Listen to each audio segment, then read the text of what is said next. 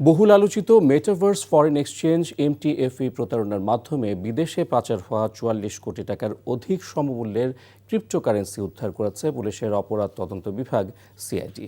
দুপুরে সিআইডির প্রধান কার্যালয়ে আয়োজিত সংবাদ সম্মেলনে জানানো হয়, প্রায় ৩.৬ মিলিয়ন মার্কিন ডলার বা ৪৪,১৪,৬২,৩০৩ টাকা সমমূল্যের অর্থ উদ্ধার ও অ্যাসেট রিয়েলিটি লিমিটেডের মাধ্যমে এই অর্থ সোনালী ব্যাংকের সরকারি হিসেবে স্থানান্তর করা হয়।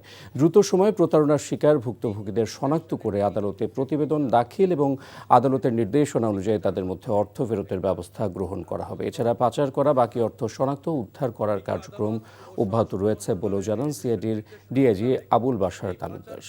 ৩৬,২২,৯৯৭ ইউএস ডলার, যা চলতি রেট অনুযায়ী ৪৪,৬২,৬২,৩০৩ টাকা সোনালী ব্যাংক পিএলসি মালিবাগ শাখায় সিআইডি বাংলাদেশ পুলিশের এই অ্যাকাউন্টে গত ২৫/৩/২০২৬ তারিখে তারা প্রেরণ করে।